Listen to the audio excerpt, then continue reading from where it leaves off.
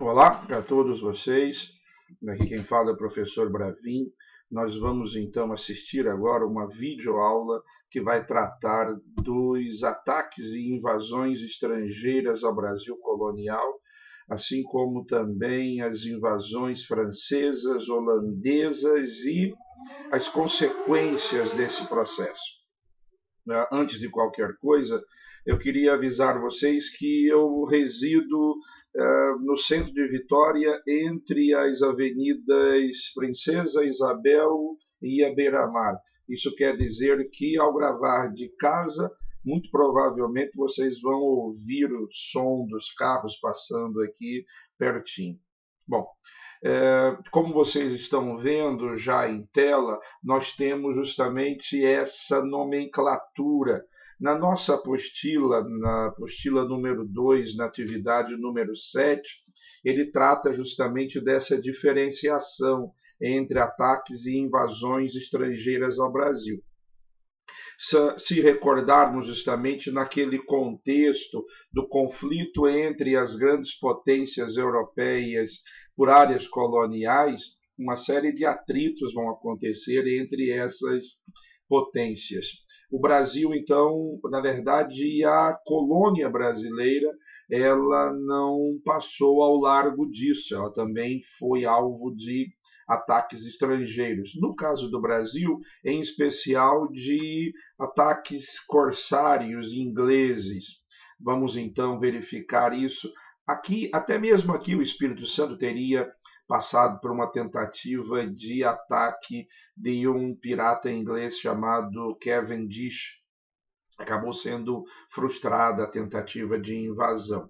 No caso do Brasil, de uma forma mais geral, você vai ter, por exemplo, cidades como Santos e Recife. Está faltando um S aí em Santos, me desculpe. Santos e Recife, nós vamos então verificar justamente essa presença inglesa durante o período colonial.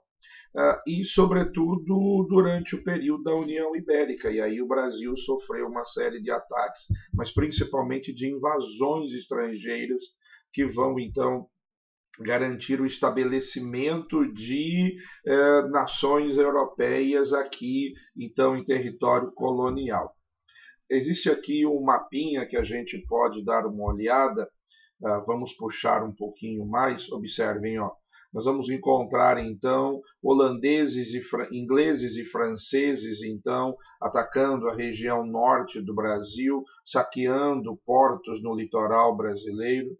Existem as invasões holandesas, essa em especial, a de 1624 e 25, queremos ver daqui a pouco a Bahia, que vai ser frustrada, e depois a presença holandesa no Nordeste brasileiro entre 1630 e 1654. Então, nós vamos verificar o seguinte: além disso, o Rio de Janeiro e mais aqui justamente o sul do Brasil, com também a presença, disputas entre Portugal e Espanha por territórios aqui ao sul do Brasil. Então, vamos verificar justamente essa presença estrangeira durante o período colonial brasileiro. Bom, dentre esse processo de invasão estrangeira, até conversamos um pouquinho em outro momento, numa outra aula, quando falávamos então dessa presença francesa. Ela vai se dar, sobretudo, no Rio de Janeiro, aí até um período, de certa forma, dilatado, entre 1555 e 1567. Essa ocupação ela ficou conhecida como França Antártica, porque está abaixo da linha do Equador, como vocês bem sabem. Nessa invasão, é preciso que vocês percebam o seguinte, ó, estamos fora ainda do contexto da União Ibérica. Então, essa presença francesa no Rio de Janeiro, ela não pode ser tratada dentro das consequências ou justamente daquele contexto da União Ibérica. Bom, nesse caso, por exemplo, existe um certo descontentamento, como já conversamos em outro momento, com o Tratado de Tordesilhas. Havia então a pretensão dos franceses de se estabelecer, de se instalar no Rio de Janeiro e criar ali então um entreposto comercial para dinamizar o comércio francês, atuação na pirataria, no contrabando, em especial do pau-brasil. Não é à toa que essa invasão ela conta com o apoio do rei francês Henrique II. Naquele contexto, existia, no contexto da França, existia justamente uma luta um tanto acirrada entre católicos e protestantes calvinistas, que na França acabaram sendo chamados de huguenotes. Esses sujeitos, então, perseguidos, eles vão, então, entrar nessa empreitada para montar, então, aqui no Brasil, ou na colônia brasileira, um núcleo colonial protestante, então formado pelos huguenotes. Existem aqui, então, a liderança do capitão Nicolau Durand Villegagnon e do almirante Coligny, que vão, então, comandar essa invasão francesa ao Rio de Janeiro. Ela vai acontecer durante o governo de Duarte da Costa, mas só vai ser durante o governo geral de Mendes Sá, como nós conversamos também num outro momento, que essa invasão ela vai ser debelada.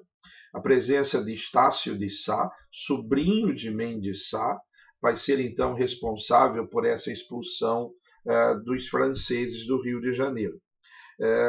A própria ocupação francesa no Rio de Janeiro, ela se dá com apoio de índios, conjugados numa confederação dos tamoios, como ficou conhecida, índios que estavam justamente em guerra com os portugueses e que os franceses souberam aproveitar esse momento de tensão. Se aliaram aos indígenas, conseguiram então conquistar territórios e se estabeleceram. Mais à frente, para garantir a expulsão deles, foi preciso que jesuítas intermediassem um acordo de paz entre portugueses e indígenas dessa confederação dos tamoios, para que então se pudesse dar cabo à presença francesa. Além dos índios tamoios no Rio de Janeiro, nós temos outros indígenas, temiminós, que habitavam também o litoral do Espírito Santo. É nesse contexto que o índio Araribóia vai então sair do Espírito Santo com um grupo de indígenas para atuar no Rio de Janeiro. Tem até a estátua dele no Rio de Janeiro e ele acabou sendo batizado como Martim de Souza, algo assim, que acabou justamente garantindo também alguns territórios para ele no Rio de Janeiro, na região de Niterói, em especial. Bom, essa então invasão francesa é debelada. Os franceses eles voltarão a atacar e invadir o território colonial brasileiro em 1612 e entre 1612 e 1615 eles vão se estabelecer na região do Maranhão. Lá fundaram um outro núcleo colonial chamado França Equinocial. Esse porque está acima da linha do Equador, próximo à região dos trópicos, então a França Equinocial.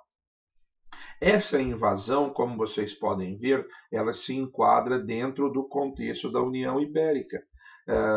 E aí, obviamente, aproveitando-se do enfraquecimento português, já que Portugal vai ser envolvida nessas guerras na Europa, promovidas pela Espanha. É nesse cenário, então, que os franceses ocupam.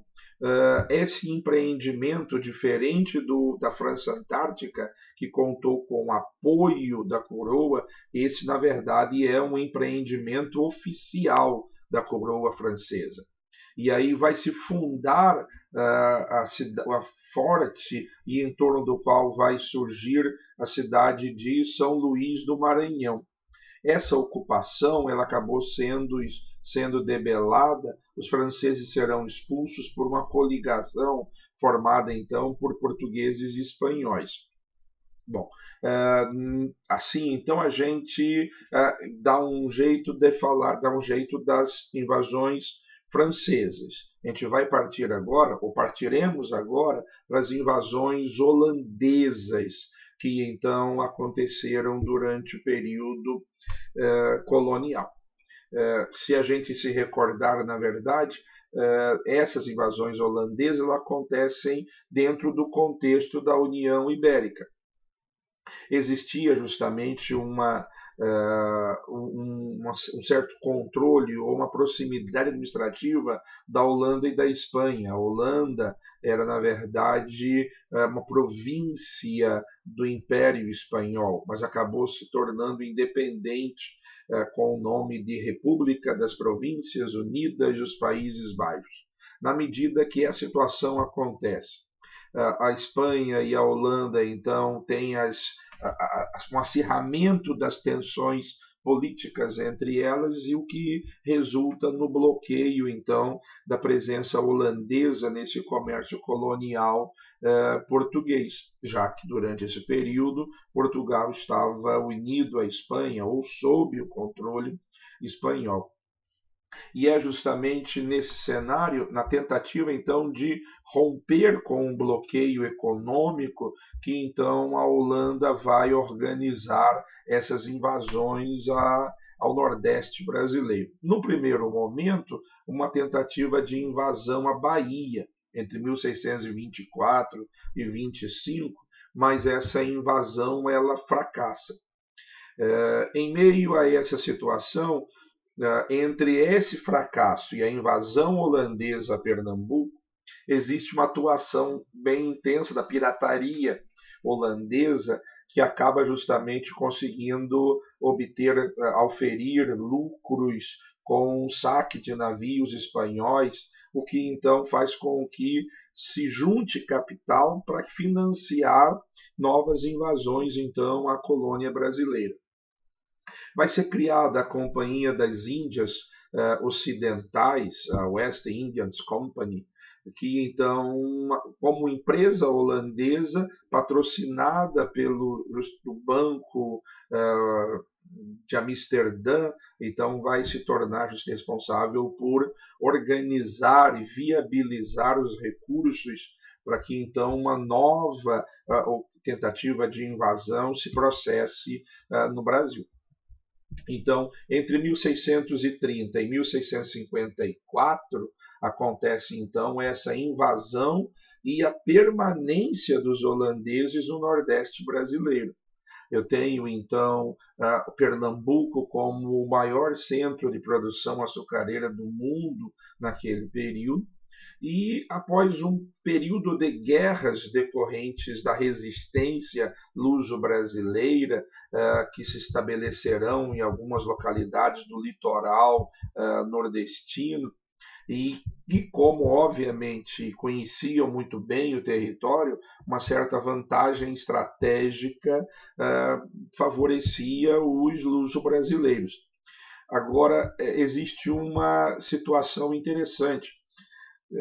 Existem documentos que mostram que o exército luso-brasileiro estava atravessando uma série de problemas, pagamentos e alimentação, uma situação um tanto precária, que faz com que alguns desses indivíduos envolvidos nesse exército luso-brasileiro, em especial caboclos, vão então desertar desse exército e passa para o lado holandês, seduzido aparentemente por uma série de promessas de terras e lucros e tudo mais. Nesse caso, existe a referência a um desses indivíduos, chamado Domingos Fernandes Calabar, que teria então desertado ou até um certo ponto feito um trabalho de agente duplo entre holandeses e portugueses, mas ele acaba conduzindo os holandeses a uma série de vitórias, porque ele conhecia muito bem o território onde as lutas estavam se processando. No entanto, Calabar acaba sendo descoberto e preso pelos portugueses e que então vai ser morto, enforcado e aqueles pormenores dessas penas aplicadas a traidores. Uma vez conseguido conquistar o território, os holandeses então nomeiam Maurício de Nassau para administrar esse território conquistado. Aqui nós vamos encontrar uma imagem do senhor Nassau, com toda uma indumentária que lhe fazia parte desse período. Existem algumas situações interessantes com relação à chamada administração nassoviana. Ele vai administrar por volta de 1637 até 1644, quando foi expulso, ou quando foi demitido, perdão, pelos holandeses, ou pela Companhia das Índias Ocidentais. Durante essa administração nassoviana acontece uma série de situações. Por exemplo, uma série de melhorias urbanas, então uma modernização urbana, construção de melhorias urbanas em Recife.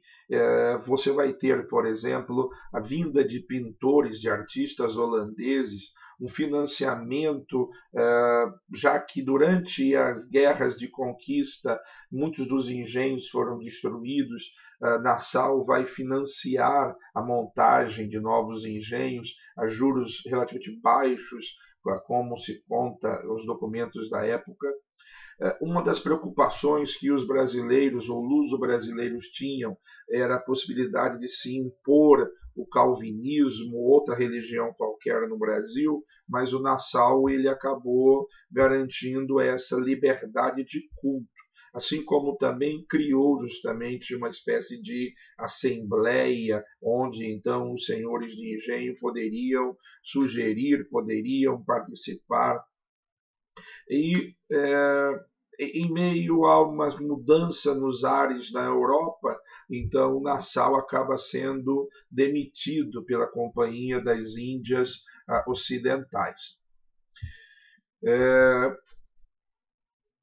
Vamos ver que contexto é esse, na verdade, em que então inicia-se esse processo de expulsão dos holandeses. Em 1640, Portugal consegue a independência, resgata sua independência em relação à Espanha. Essa restauração portuguesa ela tem justamente um custo, a ajuda dos ingleses e então uma série de acordos comerciais que os portugueses firmaram com os ingleses, assim como também o custo da própria União Ibérica, na medida que a participação do exército português nas guerras travadas por Filipe da Espanha envolviam gastos, e normalmente quando os espanhóis perdiam a guerra, as indenizações eram pagas com recursos portugueses, recursos financeiros ou territoriais. Então, quando termina a União Ibérica, uma constatação realizada deixou algo bastante óbvio: a necessidade premente de resgatar o controle da colônia brasileira, já que era justamente a principal fonte de recursos portugueses. O problema é que a independência portuguesa contou com apoio holandês, o que resultou numa certa trégua que perduraria entre 1641 até 1651, para que então os holandeses conseguissem resgatar parte dos investimentos que haviam sido feitos. E justamente essa pressão por parte da Holanda sobre Nassau para resgatar investimentos que haviam sido feitos, explorar cada vez mais os colonos enquanto justamente durasse essa trégua, acaba levando à indisposição entre Nassau e a Companhia das Índias Ocidentais, o que então leva à demissão de Nassau. Em 1645, acaba então tendo início a chamada insurreição pernambucana. Descontentes com a administração holandesa que vai substituir Nassau, então os pernambucanos iniciam uma luta de independência, com apoio de Portugal, é óbvio, e que então acaba por quebrar a tal da trégua de 10 anos. Mesmo assim, entre 1645 e 1654, então a luta vai acontecer entre luso-brasileiros e holandeses, o que então resulta em 1654 na expulsão dos holandeses do Brasil. Mais tarde, Portugal e Holanda vão sentar-se, vão firmar um acordo de indenização que será pago com recursos brasileiros, também é óbvio isso, mas o lance é que a Holanda, ela então deixa o Brasil. O problema é que essa saída dos holandeses do Brasil, ela tem justamente um custo considerável. A saída deles marca o início da decadência do ciclo econômico do açúcar. Os holandeses acabam se instalando nas Antilhas e vão produzir um açúcar de melhor qualidade, e como a proximidade com a Europa diminui os custos com o transporte, custos esses que, ou na verdade, logística essa que os holandeses já dominavam e possuíam refinarias, o que então faz com que o açúcar holandês seja então de melhor qualidade, de um preço mais acessível que o açúcar da colônia brasileira. Uma outra consequência dessa situação vai ser a centralização da administração colonial. Vai ser criado um órgão chamado Conselho Ultramarino, que passa então a administrar a colônia brasileira e, de certa forma, apertar o cerco com relação aos colonos. Por exemplo, até mesmo as relações comerciais com a colônia brasileira. Alguns vão dizer que até mesmo quantos colares, o tamanho da saia do vestido das escravas era regulado pelo Conselho Ultramarino. Bom, mas de uma forma ou de outra, então, os holandeses são expulsos do Brasil e daí para lá, então, nós vamos ter justamente outras situações serem tratadas durante a aula. Eu separei aqui duas questões que a gente pode tentar resolver e vamos então verificando as situações. Bom, aqui. A primeira questão, ela diz o seguinte, deixa eu afastar um pouco aqui a tela para a gente poder dar uma lida melhor nas questões. Ela diz assim, ó, as invasões holandesas no Brasil no século XVII estavam relacionadas às cidades dos Países Baixos manterem e ampliarem sua hegemonia no comércio do açúcar na Europa, que havia sido interrompido. Podemos então analisar as alternativas, mas a questão está perguntando justamente a razão de ser dessa interrupção desse comércio entre os Países Baixos justamente e esses polos produtores de açúcar, em especial o caso do Brasil. Então, esse derrubamento ele se dá pela política de monopólio comercial da coroa portuguesa, reafirmada em represália à mobilização anticolonial dos grandes proprietários de terra? Na verdade, não.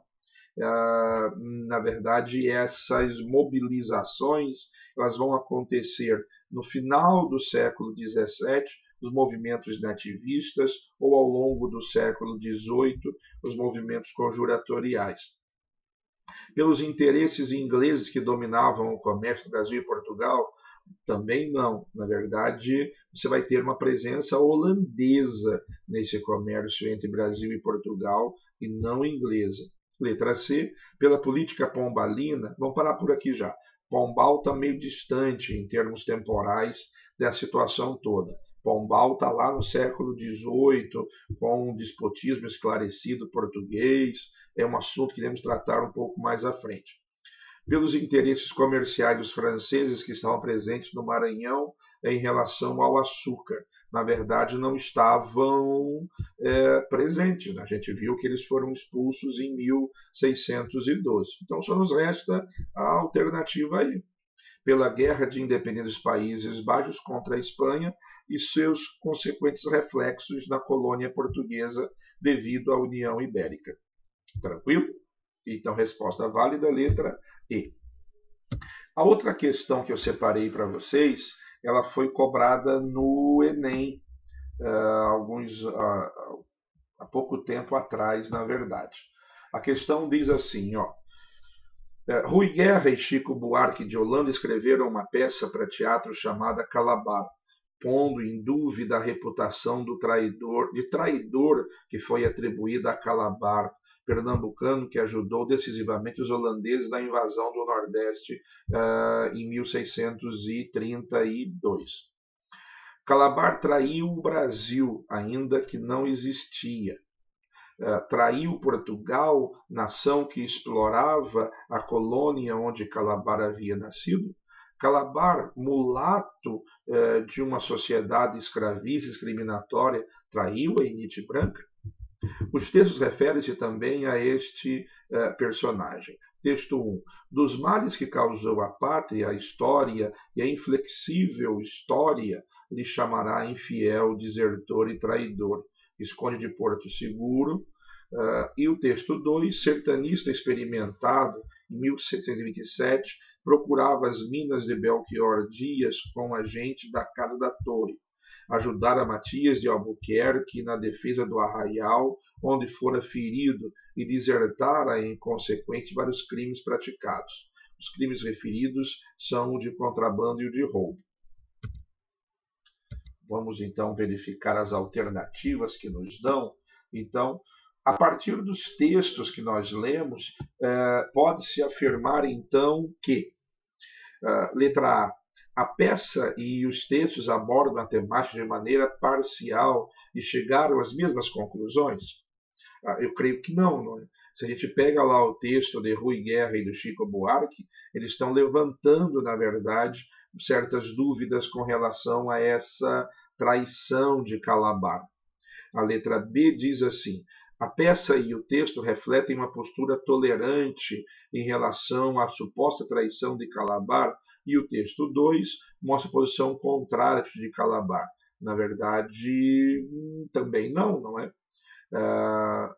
O texto 1, na verdade, a peça e o texto, a peça, de certa forma, sim, mas o texto 1 não. O texto 1 e 2 mostra a postura contra a atitude de Calabar e a peça demonstra a posição indiferente. Não. Ela vai levantar o questionamento com relação a essa postura traidora de Calabar. A peça e o texto 2 são neutros? Não. Então, só nos resta também como verdadeira a letra E, que diz o seguinte: a peça questiona a validade da reputação de traidor que o texto 1 atribui a Calabar, enquanto o texto 2 descreve ações positivas e negativas dessa mesma personagem. Legal?